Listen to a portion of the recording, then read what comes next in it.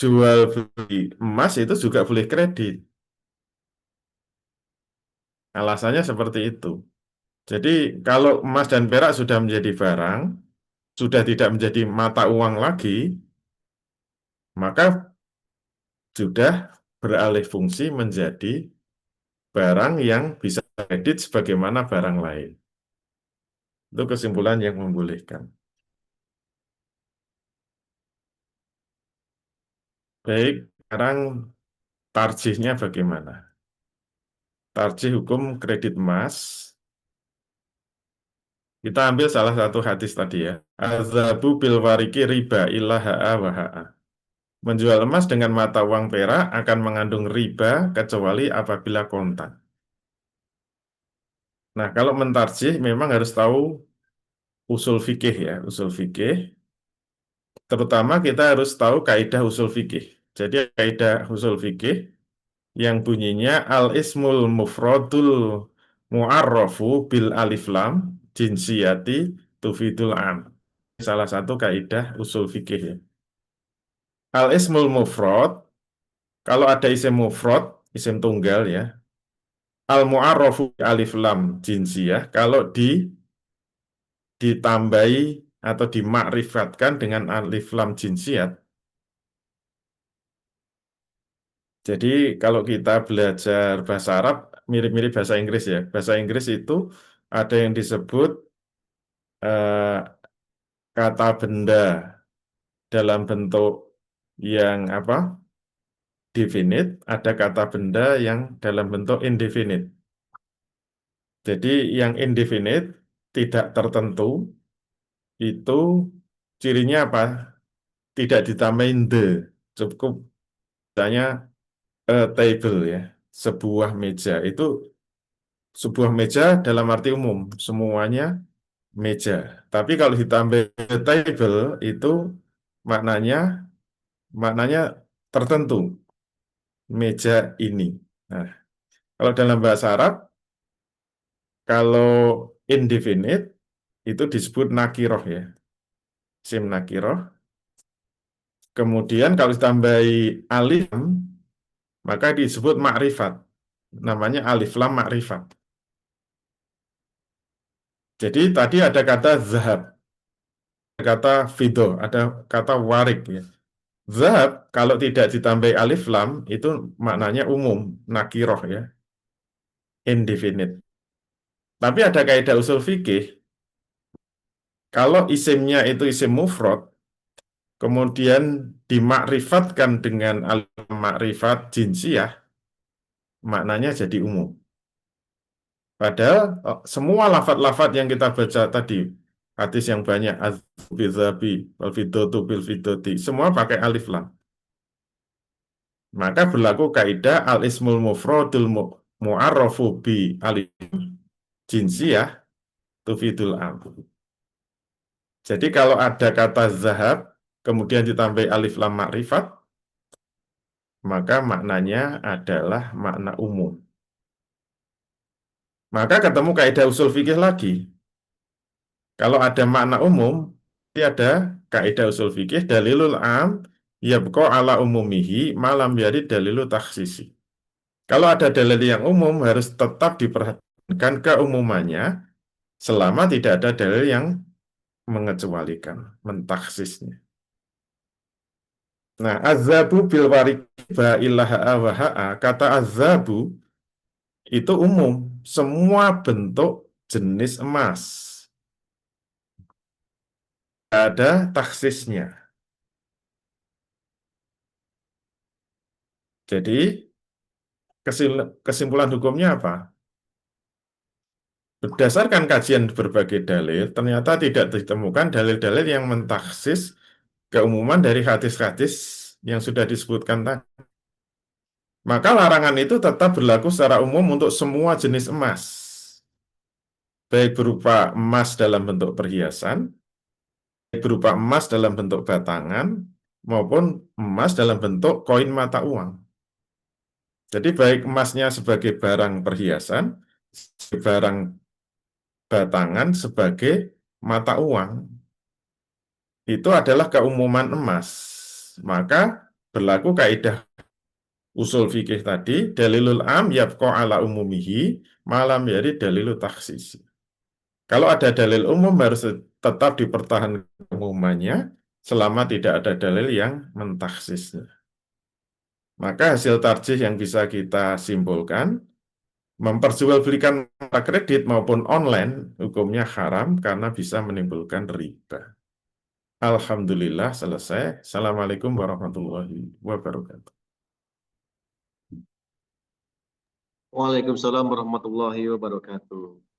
Baik, teman-teman semuanya, sekarang sudah mengetahui ya kita semua bersama ketika tadi menyimak terkait dengan hukum kredit emas. Jelas ya, hukumnya adalah haram. Berarti apa? Kita tinggalkan sama-sama seperti itu.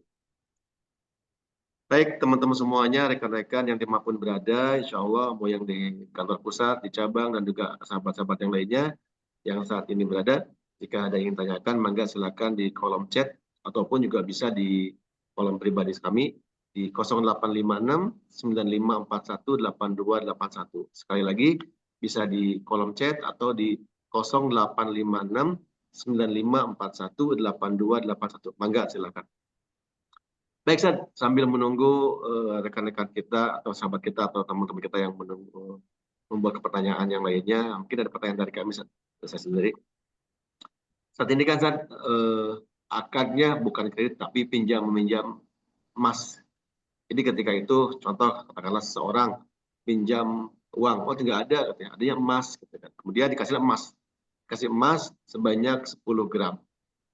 Nah, kemudian apa namanya, pada saat mau mengembalikan, boleh nggak Seth, dikembalikan dicicil 5 gram dulu gitu, atau 2 gram dulu gitu, bulan depan sisanya gitu. Hukum seperti itu bagaimana Seth? Kalau pinjam emas tapi kita bayar masih cicil, nggak langsung 10 gram kita bayarkan, tapi cicil 2 gram dulu gitu, seperti demikian. Afwan. Ya, baik, terima kasih. Ini pertanyaan yang bagus. Jadi kita perlu paham bedanya jual beli atau tukar menukar dengan utang piutang. Jadi karena kita sudah dapat materi muamalah dasar ya. Muamalah dasar jual beli kan takrifnya atau definisinya mubadalatu malin bimalin ala sabili tamliki antarodin. Jadi beli itu tukar menukar barang dengan barang. Mal dengan mal itu bisa barang dengan barang, bisa barang dengan uang, uang dengan uang. Yang kita bahas tadi memang uang dengan uang, sorf ya. Nah, semua masuk jual beli. Itu ada hukum khusus untuk sorf tadi ya. Jual beli uang dengan uang, termasuk emas dengan emas, emas dengan perak, dan seterusnya. Tapi kalau utang piutang, itu tarifnya beda. Tadi yang ditanyakan kan utang emas ya. Itu berarti kembali kepada tarif qard ya, bukan tarif jual beli. Qard itu ma tu'tihi minal misliyati raddalaka misluhu fil mustaqbal. Qard itu apa-apa yang kamu berikan berupa harta misliat untuk dikembalikan harta misliat yang lain di waktu akan datang. Kesimpulannya apa? Jual beli atau tukar menukar berbeda dengan utang piutang. Jadi kalau utang itu meminjam emas untuk dikembalikan. Nah, pertanyaan bolehkah dikembalikan secara kredit? Jawabannya boleh. Asalkan mislan bimislin. Sama. Kalau kita pinjam 10 gram emas, mengembalikan harus 10 gram emas. 1 gram, 1 gram, 1 gram sampai 10 bulan boleh. Asalkan sama. 10 gram kembali 10 gram. Ada tambahannya itu namanya riba, tapi ribanya riba nasi'ah. Kalau yang kita bahas tadi, tukar menukar, itu kalau beda namanya riba fadl. Dari kata tafadul, karena ada tambahan. Jadi menukar emas, misalnya emas 24 karat, ditukar dengan emas 22 karat ditambahi 1 gram, 5 lawan 6. Nah itu tidak boleh. Kalau sudah disebut emas, yang satu 24 karat, 5 gram, 22 karat harus 5 gram. rugi. Kalau nggak mau rugi, jangan langsung ditukar. Jual dulu ke rupiah. Dapat rupiah baru digunakan beli emas lagi. Caranya gitu. Jangan langsung ditukar. Kalau ditukar, 22 sama 24 karat ya 10 gram dapat 10 gram. Itu tukar menukar. Kalau ada kelebihan, Nabi mengatakan faman zada awis dada arba. Kalau menambahkan atau minta ditambahkan, sungguh dia telah melakukan riba. Dan nasu ma'akhodu, maka manusia jarang mengambilnya. Itu riba fadl namanya. Tapi kalau tidak secara apa, iya dan biadin, tapi secara tidak iya dan biadin, tapi lewat goib atau online, kalau istilah Imam Syafi'i disebut menimbulkan riba, tapi ribanya apa? Riba yad istilahnya. Nah, dalilnya yang tadi, azabu bil fidoti riba ilaha awaha. Menjual emas dengan perak atau azabu bil wariki riba ilaha awaha. Menjual emas dengan mata uang perak bisa menimbulkan riba kecuali awaha atau yadan biadin. Berarti kalau menjual emas dengan perak menimbulkan tidak secara kontan di tempat atau secara online itu bisa menimbulkan ribayat. Tapi kalau utang piutang itu biasanya kaitannya dengan waktu. Mengembalikan itu bisa 1 bulan, bisa 5 bulan, bisa 1 tahun, bisa 2 tahun. Dan biasanya kalau utang piutang dikenakan tambahan berdasarkan waktu. Nah, itu yang disebut riba nasiah dari nasa'ah. Nasa'ah itu masa menunggu. Makanya disebut riba nasiah. Definisinya riba nasiah itu az-ziyadatu fi muqabilil ajli. Riba nasiah itu tambahan sebagai kompensasi masa menunggu. Makanya mau utang itu sebulan, mau utang 6 bulan, mau setahun, mau 3 tahun, kalau dalam Islam utang piutang tetap harus sama. Utang 10 gram nanti dikembalikan 10 gram, mau 1 tahun, 2 tahun tetap sama. Kalau beda, semakin lama pengembaliannya, tambahnya semakin banyak, itulah yang disebut riba nasiah, bukan riba fadl. Jadi harus hati-hati, beda antara apa utang emas dengan jual beli kredit emas. Gitu ya. Allah Allah. Ya, siap, Ustaz. Jadi pada saat hutang tersebut bertambahnya eh, emasnya berarti kategori riba nasiah ya, Ustaz, karena ada waktunya. Tapi pada saat dicicil sebulan 1 gram, yang penting totalnya 10 gram karena dipinjamnya 10 gram, sebulan 1 gram itu boleh saja. Jadi ya. Hmm. Iya. Ya. Syukran, Ustaz. Baik, berikutnya Ustaz, alhamdulillah sudah masuk beberapa pertanyaan di kolom chat kita di sini. Pertama dari Ibu Paliani Utami. Assalamualaikum. Waalaikumsalam. Afwan, dari Kang Adi. Ustaz, mau tanya jika jual beli emas eh, apa ini? Baik dicicil secara online bagaimana? Iya, tadi sudah sampai kepada kesimpulan. Jual beli emas, jual beli ya, bukan utang piutang.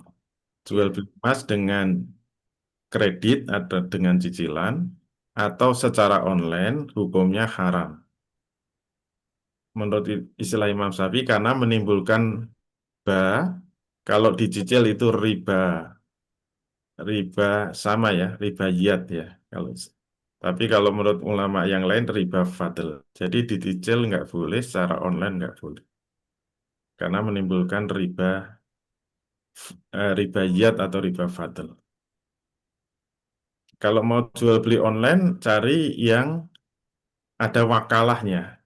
Kalau diwakilkan boleh. Tapi kalau secara online ini tidak boleh. Karena semua akad boleh diwakilkan. Nah, wakilnya itu yang ketemu langsung dengan penjualnya. Itu ya, Allah. ya. Demikian ya jawabannya. Jadi kita tidak boleh membeli emas secara cicil secara online bagaimanapun. Karena kata emas itu harus tadi jelaskan harus ya dan biadin atau HA OHA demikian. Harus kontak seperti itu. Baik, berikutnya Ustaz dari Pak Dedi.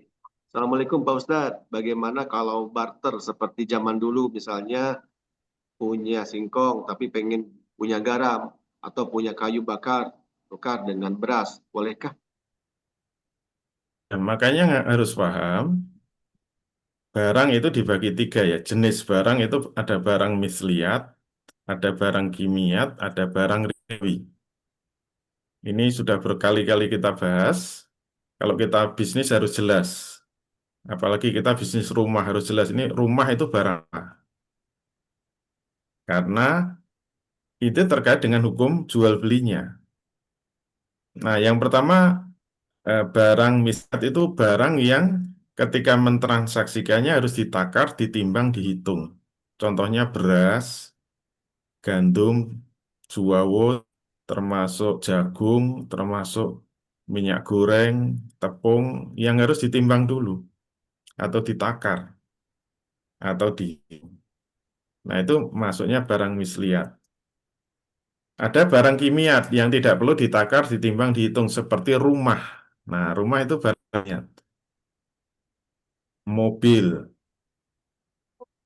hewan-hewan tunggangan, motor, perabotan rumah, dan sebagainya. Itu termasuk yuk, barang barang kimia itu tidak boleh dipesan ya, tidak boleh inden. Yang boleh pesan hanya barang misliat. Yang ketiga barang ribawi. Nah, barang ribawi yang disebut cuma enam, terus ada plus satu yaitu mata uang, dikiaskan dari emas dan perak.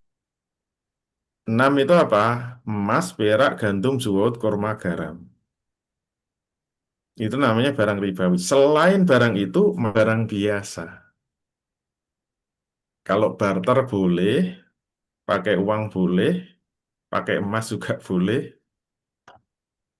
asalkan yang satu barang biasa, yang satu barang ribawi boleh. Barang biasa dengan barang biasa boleh. Yang harus hati-hati, barang ribawi. Itu terkena hukum-hukum riba. Gitu ya, Allah. Ya, demikian ya Pak Dedi terkait dengan jawabannya. Baik, lanjut pada pertanyaan berikutnya Ustaz. Assalamualaikum Ustaz. Terima kasih atas pengetahuan yang diberikan. Mohon maaf, apakah menabung emas sama artinya dengan mencicil atau mengasut emas? Terima kasih. Ya, tergantung proses nabungnya. Dengan akad apa? Kalau kita bawa emas, datang ke bank, akadnya wadah atau titipan, boleh asalkan bank menyediakan loker-loker tempat penitipan barang atau box penitipan barang, yang kemudian disebut safe deposit box. Jadi kita bawa emas, datang ke bank, minta safe deposit box, kita dikasih kunci, kemudian suruh masukkan ke loker penitipan. Itu hukumnya boleh. Dan kita membayar fee untuk penitipan. Misalnya sehari Rp1.000, setahun 365.000. Hukumnya boleh.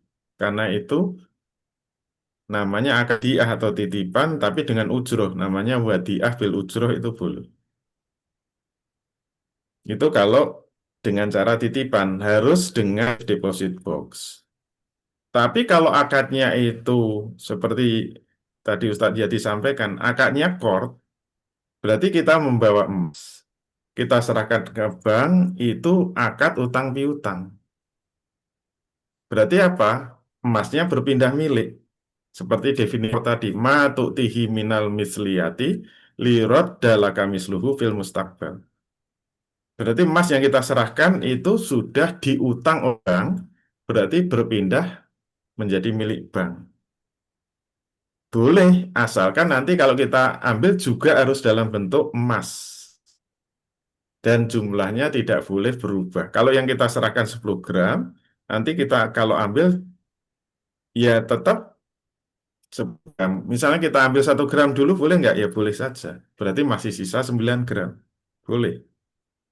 Tidak boleh ada tambahan, tidak boleh ada kelebihan. Dan ketika berutang piutang harus diserahkan bentuk fisiknya. Tidak boleh dengan digital-digital. Saya tabung emas, tapi langsung aja diambil dari rekening saya. Nanti dianggap saya sudah menabung emas 10 gram. Diambil misalnya gram 20 juta. Udah langsung didebet 20 juta. Nah, itu nggak boleh. Kenapa? Sebenarnya kita telah membeli emas yang 20 juta dapat 10 gram tapi tidak iya dan biadin. Cuma debit rekening saja. Nah, itu nggak boleh. Tidak ada iya dan biadin. Kalau menabung yang benar tadi, kita serahkan emas fisiknya, diterima sebagai akad utang piutang. Nanti ngambilnya juga bentuk emas, benar-benar emas fisik. Bukan langsung masuk rekening kita sebagai kredit. Oh, ini sudah diambil berarti masuk misalnya 2 juta per 1 gram. Itu tidak boleh. Karena apa? Tidak ada yang yadan biadin. Ingat ini barang ribawi. Jangan main-main dengan barang ribawi. Haramnya termasuk kelas berat ya. Bisa membuat masuk neraka selama-lama. Ini nggak main-main. Kalau kita main-main dengan riba. Nggak kapok-kapok, nggak mau bertobat, menentang terus, itu bisa masuk neraka selama-lama. Karena main-main dengan hukum Allah. Lebih baik berhati-hatilah. Hmm. Kalau ada ikhtilafiyah, kita ambil pendapat yang kuat, bukan pendapat yang mudah dengan kemaslahatan tadi. Karena kemaslahatan itu bukan dalil syariat, tapi menurut akal manusia. Kalau kemaslahatan menjadi dalil, semua bisa atas nama kemaslahatan. Orang berzina pun bisa atas nama kemaslahatan. Kenapa berzina? Saya stres. Berzina, wah menjadi seger. Ini kan bermanfaat. Jadi zina pun jadi halal gara-gara apa? Asas kemaslahatan. Bahaya itu. Karena kemaslahatan itu bukan dalil syariat, tapi menurut akal manusia. Begitu ya Allah. Ya, syukur Ustaz. Ya demikian ya Pak Rahmat. Jawabannya silakan kalau mau nabung emas bawa emasnya. Nah itu baru menabung. Kalau nggak bawa emas itu kategorinya haram. Kan tadi dijelaskan materinya. Jadi artinya nggak boleh kita mendebat tabungan kita untuk emas gitu. Karena tidak ada kategori ijab dan biadinnya sehingga haram. Hati-hati itu hukumannya selama-lama neraka. Naudzubillah min dzalik. Kita jauhkan semuanya. Baik, Ustaz, ada pertanyaan berikutnya. Afwan Ustaz, mau tanya bagaimana hukum sistem transaksi di Pegadaian pada umumnya atau transaksi pinjam uang dengan jaminannya emas?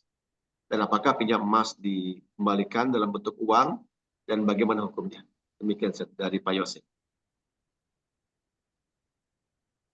Nah, iya.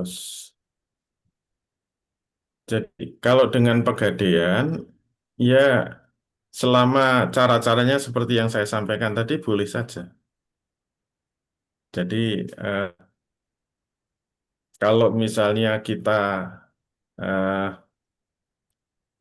utang ya, utang misalnya utang 10 juta, kemudian yang kita gadaikan adalah emas. Ya emasnya harus diserahkan dalam bentuk fisik, kemudian diterima dan mengikuti hukum-hukum pergadaian, hukum-hukum pegadaian atau hukum rohen yang dulu sudah kita jelaskan. Ingat bahwa barang gadai itu belum berpindah milik. Yang nanti kalau ada kesulitan membayar itu harus dijual. Kalau ada kelebihan dikembalikan, ada kuku masih menjadi tanggungan. Itu kalau apa mau mengikuti hukum-hukum pegadaian ya. Gitu ya. Jadi ini harus kembali kepada materi rohen ya. Yang kedua Ustaz, bagaimana ketika pinjam emas bisa dikembalikan dalam bentuk uang? Hukumnya seperti apa? Iya, kalau mengikuti takrif meminjam tadi harus mislan bimislin. Jadi kalau kita pinjam 10 juta rupiah, kembalinya harus 10 juta rupiah. Tidak boleh kembalinya emas. Walaupun masih ada satu catatan, boleh pinjamnya 10 juta rupiah, kembalinya dalam bentuk emas, boleh asal dengan syarat yaitu apa? Emas dengan harga kurs hari pengembalian, bukan ketika peminjaman. Kalau mengikuti kurs emas ketika pinjam, itu tidak boleh. Misalnya ketika pinjam, eh, emas harganya 1 juta. Kita pinjam 10 juta. Waktu itu emas 1 juta. Berarti kan sama dengan 10 gram. Nah, ketika kembali mintanya pakai emas. Berarti kan 10 gram. Padahal 10 gram itu, dengan standar emas ya maksudnya. Padahal 10 gram sekarang itu 2 juta. Berarti kalau pakai standar pinjam-pinjamnya pakai standar emas kan kembali kalau dalam bentuk emas 20 gram nanti. Nah, kalau mau kembali pakai emas misalnya ya, harus dengan kurs hari itu. Itu pinjamnya 10.000, 10 juta. Dikembalikan 10 juta tapi minta pakai emas, harus dengan kurs sekarang. Dapatnya berapa? 5 gram. Itu boleh. Asal semuanya harus tunai. Syaratnya dua, harus dengan kurs hari itu. Yang kedua harus semuanya tunai. Yaitu 10 juta dikembalikan dalam bentuk emas. Tidak boleh hanya dengan standar emas waktu pinjam. Gitu ya. Allah. Berarti ini berlaku juga saja buat kebalikannya. Bolak-balik bisa berlaku bolak-balik.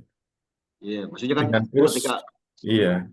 Ketika pinjam 10 gram, baliknya minta dalam bentuk uang boleh asal kurs hari ini. hari ini. Jadinya berapa? 20 juta. Hmm. Walaupun dulu waktu pinjam dengan emas itu harganya 10 juta. Boleh. Jadi kalau kita pengen utang piutang nggak rugi itu pakai emas. Iya, Iya. iya, iya. Asal bukan Mas Yadi. Udah laku. Takut. Masya Allah. Baik, begitu ya, Pak Yose terkait pinjaman emas itu kalau mau balik dengan emas, artinya boleh, gitu kan, asalkan dengan kurs hari ini, gitu kan. Tapi nggak boleh dengan kurs yang kita meminjamnya seperti demikian. Izin Zat, satu jual kemana ya? Masih ada ya? Masih ada. Baik, berikutnya Zat, terkait, nah ini dia, ada pertanyaan lagi dari Grada Skype, Pak. Assalamualaikum Ustaz, mau tanya, kalau beli emas di PT Pegadaian secara tunai, namun emasnya dititipkan dulu di Pegadaian tersebut dengan alasan keamanan atau kenyamanan bagaimana? Iya kan diterima secara fisik dulu. Kita beli misalnya 10 gram berapa? 20 juta. Kita bayarkan 20 juta, kemudian kita harus diterima dulu. Harus makbut ya. Karena semua barang misliat kan harus makbut. Kalau nggak ada makbut, itu jadinya belum sempurna. Itu sudah pernah kita jelaskan kenapa sedekah berkah Jumat, kalau akadnya itu beli nasi bungkus 100, nanti minta langsung disedekahkan, itu tidak sah. Karena belum makbut. Padahal nasi bungkus termasuk barang liat yang harus makbut dulu baru disedekahkan. Emas itu barang misliat juga. Maka kalau beli emas harus makbut dulu. Saya beli emas di Pegadaian berapa? 10 gram. Bayar 20 juta, diterima duitnya, emasnya diterima. Terus ngomong, titip dulu ya. Saya titip dulu. Boleh asal kasih apa? Safe deposit box. Dimasukkan di kuncinya kita bawa. Nah, itu namanya titip. Sehingga yang disebut titip, barang yang kita apa serahkan dengan yang kita ambil harus sama. Titip sandal kan harus sama. Apalagi titip istri. Nanti istri yang diambil harus sama, bukan yang mirip gitu. Nanti cari yang cantik. Nggak boleh itu. Titip itu harus sama. Kalau nabung boleh, asal akadnya core. Seperti sudah kita jelaskan tadi. 10 gram serahkan, ini nabung ya, berarti akad core. Nanti kalau ngambil harus 10 gram juga. Dalam bentuk emas juga. Walaupun emas yang lain nggak apa-apa, karena core itu berpindah milik. Gitu ya, Allah. Ya, Ustaz, jadi demikian ya jawabannya terkait dengan beli emas di Pegadaian. Berikutnya saya ingin bertanya, Ustaz, jika pembelian emas menggunakan perantara atau akadnya diwakilkan, apakah bisa, Ustaz? Iya, boleh. Asal wakil itu dari pembeli, bukan wakil dari pihak penjual. Misalnya pegawainya penjual nggak boleh, atau istrinya penjual nggak boleh. Wakil itu harus dari pihak pembeli ya. Karena semua akad boleh diwakilkan. Gitu ya Allah. Ya, syukran. Jadi artinya diwakilkan kepada wakil pembeli ya, bukan yang lain gitu kan. Berikutnya Zat. Assalamualaikum Zat, apa hukumnya PO emas ukiran nama dengan kita apa nama dengan kita bayar uang muka duluan. Nanti baru dilunasi kalau barang yang udah jadi. Soalnya kalau tidak di DP dulu, pihak penjual tidak mau memproses. Iya, itu contoh jual beli emas yang tidak iya dan biadin. Semua PO, pemesanan, pre-order emas tidak boleh. Kenapa nggak boleh ya? Memang dilarang tadi. Pokoknya urusannya sama emas. Kalau beli emas itu harus iya dan biadin. Maksudnya tidak boleh kredit, tidak boleh ada tunda gitu loh. Tadi kan dalilnya wa idza ikhtalafat hadi asnafu fabi'u kaifasitum idza kana yadan biya. Kalau jual belinya tidak apa berbeda jenis, membeli cincin kawin ya. Karena mau polisi harus pre-order dulu, harus pesan dulu. Tidak boleh beli emas itu pesan itu tidak boleh. Nah, bagaimana agar boleh? Caranya beli emas dulu, beli cincinnya secara tunai ya. Bayar, cincinnya diterima. Kalau mau nulisin nama kita, itu akadnya ijaroh. Tolong ditulisin nama saya ya, dengan istri saya. Karena nanti untuk istri saya, karena laki-laki nggak boleh pakai cincin emas. Nah, itu boleh. Akadnya ijaroh. Jasa menulis nama. Tapi beli cincinnya harus ya dan biadin. Jadi nggak boleh kita pesan cincin dengan nama. Nah, itu ada tunda kan, tidak ya dan biadin. Gitu ya Allah. Ya, demikian ya dari teman-teman GSP. Jadi kalau mau menikah ataupun yang lainnya ketika ukiran silakan beli emasnya terlebih dahulu. Setelah itu minta diakarkan berikutnya untuk ijaroh tulisan namanya. Jadi tidak langsung PO kita sebenarnya. Insya Allah itu buat kategorinya aman. Itu solusinya insya Allah. Baik, berikutnya Ustaz. Assalamualaikum Ustaz dari Pak Deddy. Bagaimana kalau pinjam uang 10 juta tapi 10 tahun baru bisa bayar? Apakah boleh dilebihi atau pas aja? Enggak Ustaz. Pinjam 10 juta, tapi 10 juta tahun baru bisa 10 tahun baru Betul. bisa bayar. Apa boleh Boleh dilebih bisa. atau tidak? Ya kembalinya kepada tarif korti. Kalau pinjam 10 juta, kembalinya harus 10 juta. Nggak boleh dikasih kelebihan. Walaupun sudah 10 tahun. Nah, kort itu bukan bisnis ya. Kort itu tolong menolong. Kalau kita mau ngutangi itu harus siap menolong. Dan namanya menolong itu rugi. Mesti rugi secara apa? Secara bisnis itu rugi. Namanya menolong. Kita ngutu kan rugi. Kita punya uang 10 juta dipinjam. Rugi kenapa? Nggak bisa menikmati uang itu. Nunggu setahun baru dikembalikan. Kan rugi. Tapi kenapa dianjurkan? Karena rugi secara dunia, tapi untung secara akhirat. Jadi utang piutang itu motifnya cari pahala, bukan cari keuntungan dunia. Jangankan kita rugi dalam penurunan mata uang ya. Mata uang 10 tahun lalu dengan sekarang jelas jatuh kan. Quran itu malah menganjurkan pemutihan gitu loh. Disedekahkan sekalian kalau nggak bisa bayar. Itu kembali 10 juta sama udah untung itu. Ayatnya kan eh, wa ingkana zu usrotun fanazirotun ila maisarah. Itu Al-Baqarah 280 ya. Wa ingkana zu usrotun fanazirotun ila maisarah. Kalau yang pinjam itu mengalami kesulitan, berilah tangguh sampai ada kelonggaran. Wa anta shaddaqa khairul lakum in kuntum ta'lamun. Kalau kamu mau menyedekahkan itu lebih baik bagi kamu kalau kamu mengetahui.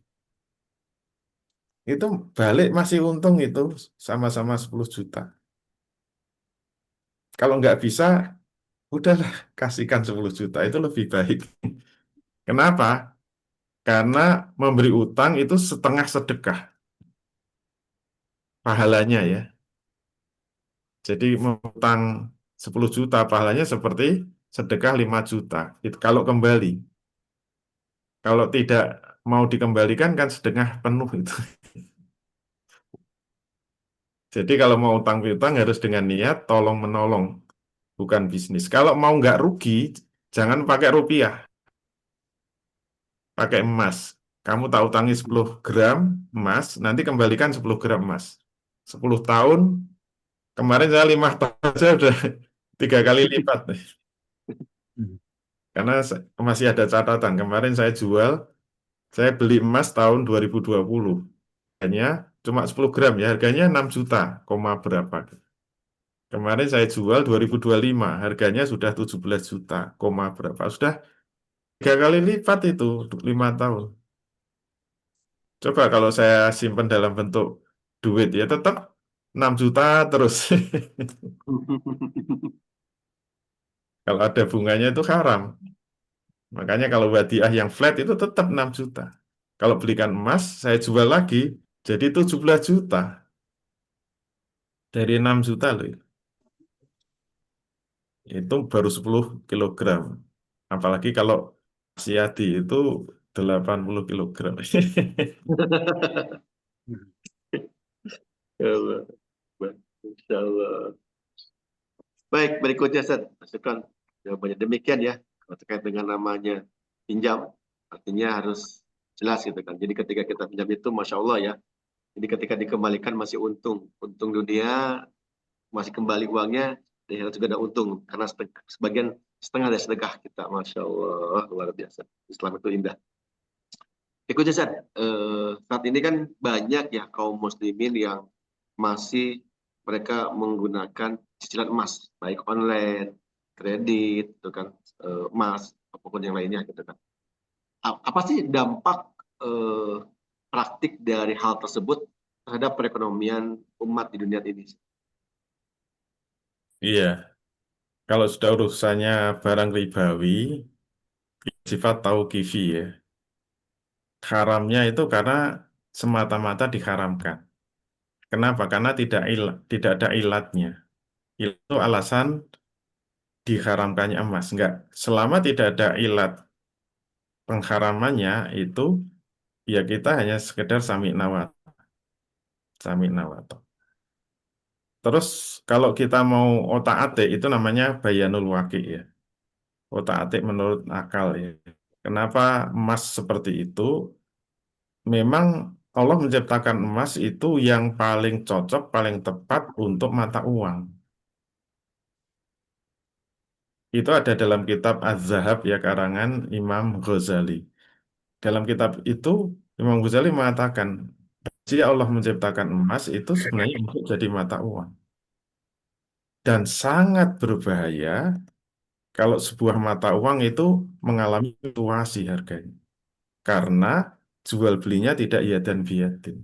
Pasti akan menimbulkan banyak spekulasi, perjudian, untung-untungan di dalam jual beli mata uang. Seperti rupiah sekarang ini, kalau jual beli falas itu tidak iya dan biadin, tidak tunai, akhirnya banyak orang beli falas itu untuk tujuan berjudi kan, untungan. Dan kalau itu menimbulkan fluktuasi nilainya, misalnya dolar itu akhirnya terombang-ambing kan harganya, itu menghancurkan seluruh sendi-sendi ekonomi. Begitu mata uang itu berubah nilainya, dolar itu mengalami perubahan, semua kan ekonomi. Makanya riba itu lebih besar dosanya daripada zina. Zina itu dosa besar. Dalam hadis disebut al-kabair. Dosa-dosa besar salah satunya zina. tapi tidak ada apa-apanya dibanding riba. Mengatakan dirhamur riba, yakulhu rojulu wa huwa ya'lamu asyaddu min sittatin wa salasina zanzata. Jadi satu dirham yang dimakan seseorang, padahal itu dari riba, dan dia tahu itu riba, dosanya lebih berat dari 36 kali berzina. Dirham loh, lebih berat dari 36 kali berzina. Masya Allah. Apalagi bunganya sampai juta-jutaan sampai miliar-miliar. Kita bayar bunga di APBN itu sekarang 600 triliun dari APBN. Bayar bunga saja. Dan bunga itu APBN itu dipungut dari pajak kita. Kita bayar pajak untuk bayar bunga. Pajak itu sudah haram, digunakan bayar riba, haram juga. Double. Dan umat Islam kalau diam terhadap kemungkaran seperti ini, jangan khawatir. Nanti akan mendampingi pemimpinnya masuk neraka. Pemimpin jelas masuk neraka yang zolim. Tapi rakyat juga ikut kalau diam ya. Wattaqu fitnatal la tusibanal ladzina zalamu minkum khassah wa'lamu annallaha syadidul iqab. Takutlah kamu sekalian, bertakwalah kamu sekalian. Takutlah kamu sekalian terhadap fitnah, siksaan yang tidak hanya menimpa orang yang zolim saja di antara. Maknanya apa? Kalau ada kezoliman tidak boleh diam. Kalau kita diam, wa'lamu annallaha syadidul iqab. Ketahuilah siksa Allah sangat pedih. Siksa untuk siapa? Untuk orang soleh yang diam terhadap kezoliman. Nauzubillah. Itu ya. Masya Allah. Masya Allah. Lantas bagaimana Ustaz, agar kita tidak mendapatkan dosa tersebut? Apa yang saya lakukan? Harus melakukan amar ma'ruf nahi mungkar. Tidak boleh diam. Harus melakukan amar ma'ruf nahi mungkar kepada penguasa yang zolim tadi. Atau jair ya istilah dalam hadis. Penguasa yang jair itu penguasa yang mau menerapkan syariat Islam. Bisa disebut penguasa zolim. Kewajiban kita melakukan amar ma'ruf nahi mungkar sampai ke telinganya masuk. Kalau nggak bisa sampai, berarti harus berjamaah. Harus masuk jamaah, harus masuk kelompok dakwah yang tugas utamanya melakukan amar ma'ruf nahi mungkar kepada penguasa. Kalau kita tidak mau masuk jamaah itu, kita belum menggugurkan kewajiban amar ma'ruf nahi mungkar kepada penguasa. Karena kena kaidah ma la yatimul wajibu illa bihi fahuwa wajib. Apa-apa yang tidak sempurna pelaksanaan kewajiban, yaitu melakukan amar ma'ruf nahi mungkar kepada penguasa, kecuali harus dengan jamaah atau dengan kutlah atau dengan kelompok dakwah, maka masuk kelompok dakwah itu menjadi wajib hukum. Kelompok dakwah apa? Kelompok dakwah yang tugasnya melakukan amar ma'ruf nahi mungkar kepada penguasa agar penguasa mau melayani rakyatnya, mengatur rakyatnya dengan syariat Islam. Makanya disebut kelompok dakwah siasi. Bukan kelompok dakwah, namanya kutlah sias. Gitu ya, Allah. Baik, Ustaz, masih kita lanjut lagi dengan masih ada pertanyaan dari teman kita, sahabat kita yang lainnya. Assalamualaikum Pak Ustadz. Kalau misalnya kita pinjam emas senilai 5 juta, lalu pas pembayaran di tahun depannya, pemilik emasnya bilang diganti dengan nilai uang yang sama 5 juta tadi. Apakah dibolehkan? Iya, tadi sudah kita jelaskan, prinsip utang piutang itu harus mislan bimislin. Jenisnya harus sama. Pinjam 5 juta, rupiah, kembalinya harus rupiah 5 juta. Pinjam 5 gram emas, kembalinya harus 5 gram emas. Itu prinsip awal pinjam meminjam. Kalau beda, boleh asal dengan kurs pada saat pengembalian. Dan tidak boleh ada yang dicicil, harus semuanya sudah dikembalikan. Maka kalau kita pinjam emas senilai 5 juta, misalnya pinjam emasnya kalau dinilai 5 juta itu sebesar 5 gram, nanti kalau kita kembalinya minta 5 juta, enggak boleh. Kalau yang kita terima 5 gram, enggak boleh. Kembalinya 5 juta. Jadi mengembalikannya harus 5 gram. Kalau mau pakai harus kurs hari itu. 5 gram itu sekarang nilainya 10 juta. Maka mengembalikan kalau mau bentuk rupiah harus 10 bukan 5 juta gitu ya. Ini harus kita ulang-ulang karena memang kalau keliru bahaya kena riba nanti Betul, kuat. betul, betul, betul. Ya, Iya. kalau Ya, jadi keriduan saja tidak bisa menjadi demikian, harus jelas ya. Ya.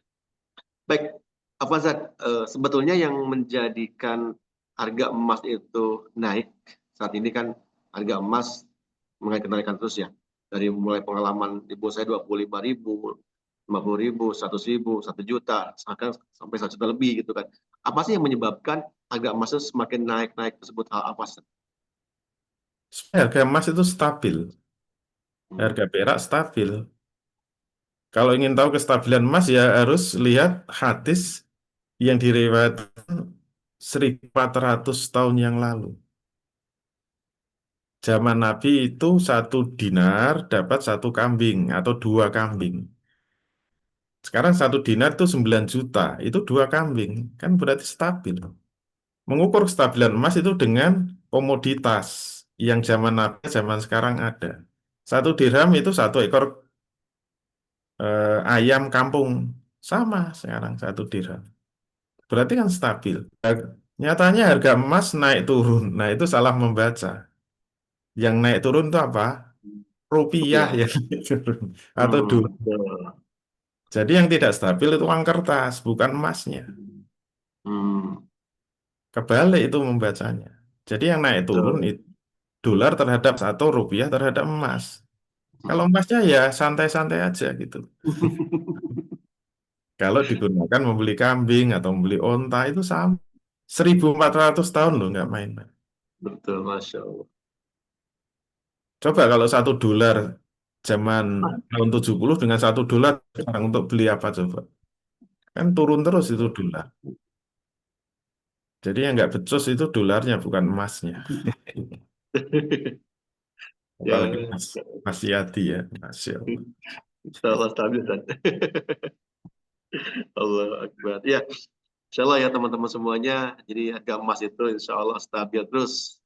Ya kan sudah ratusan tahun bahkan ribuan tahun tetap segitu-gitu aja gitu kan. Jadi yang enggak stabil itu ya uang kertas gitu yang enggak stabilnya seperti demikian. Insya Allah. Masih lanjut kan? Masih ada pertanyaan? Masih boleh kita lanjutkan? Ya, silakan. Ya, masih ada. Apakah kita apakah jika kita gadai emas di pegadaian dan tidak bisa bayar kembali, lalu emasnya dilelang, apakah pegadaian punya hak akti itu?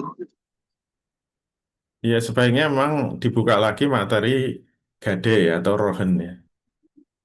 Jadi kalau gade yang seperti sekarang, insya Allah haram ya, jangan khawatir. Maka Hmm. gade itu sebenarnya dibolehkan dalam Islam asal mengikuti aturan pegadaian dalam Islam. Nah, itu sudah kita bahas di materi muamalah dasar. Jadi jangan asal sita langsung dilelang. Itu aturan-aturan pegadaian Islam. Nggak ada istilah sita itu nggak ada. Jadi harus dijual tapi atas nama yang menggadaikan. Belum berpindah milik. Barang yang digadekan itu belum berpindah milik. Makanya jangan sembarangan ikut beli di pelelangan ya itu hati-hati. Harus jelas ini barang milik siapa dulu. Bukan milik pegadaian, belum milik, bukan milik bank asal sita saja. Kalau itu tahu bahwa itu hasil penyitaan, kita nggak boleh ikut lelang itu. Itu ya harus hati-hati. Itu ya. Ya, siap, siap, siap. Ya, demikian ya, Pak. Jadi terkait dengan jawabannya.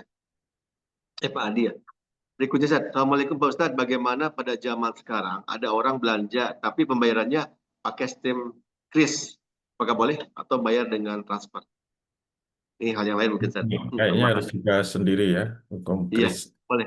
Berarti pekan depan kita Pembahasan. bahas pembayaran kris ya, Ustaz ya. Boleh, Ustaz ya. Insya Allah. Insya Allah, Alhamdulillah. Biar lebih jelas lagi. Baik, karena waktunya sudah mendekati akhir, Ustaz. Sudah injury time gitu kan. Dan juga pertanyaan yang sudah habis. Insya Allah pertemuan kita kali ini. Sebelum ditutup, Ustaz, mungkin ada closing statement terlebih dahulu dari Ustaz. Baik, Alhamdulillah kita sudah selesaikan kredit emas ya hukumnya. Ternyata haram. Dan ternyata turunan-turunannya juga banyak ya. Intinya kita harus hati-hati di dalam bisnis yang berhubungan dengan barang ribawi. Ada 6 plus 1 ya. Emas, perak, gandum, juwawut, kurma garam, plus mata uang kertas. Semoga bermanfaat. Mohon maaf kalau ada kesalahan kekurangan. Walafu minkum billahi taufiq wal hidayah. Assalamualaikum warahmatullahi wabarakatuh. Waalaikumsalam warahmatullahi wabarakatuh. Jazakallah khairan katsiran Ustaz atas ilmunya di pagi hari ini. Mudah-mudahan kita semuanya terhindar dari namanya bahaya riba. Sehingga kita memahami saat ini bahwa yang namanya hukum kredit emas itu adalah hukumnya haram. Karena kita paham semuanya, teman-teman semua, untuk beli emas harus dilakukan dengan ya dan birin ataupun HA WHA. Artinya harus tunai dan kontan. Tidak ada waktu jeda walaupun beberapa menit saja. Seperti demikian. Baik, terima kasih juga teman-teman semuanya, Ustaz Gunawan atas fasilitas waktunya dan juga tempatnya. Insya Allah kita semuanya menjadikan ilmu yang barokah dari guru kita, Ustaz Dwi Condro. Mudah-mudahan ini ilmu yang bermanfaat dan bisa kita terapkan dalam kehidupan sehari-hari. Karena sesungguhnya ilmu itu akan terasa bagi kita pada saat kita implementasikan dalam kehidupan sehari-hari. Sekali lagi, syukur atas semuanya, tutup dengan istighfar, hamdalah, dan juga doa ke majelis. Astagfirullahaladzim, alhamdulillahirrahmanirrahim, subhanaka Allahumma wa bihamdika, asyhadu an la ilaha illa anta astaghfiruka wa atubu ilaik.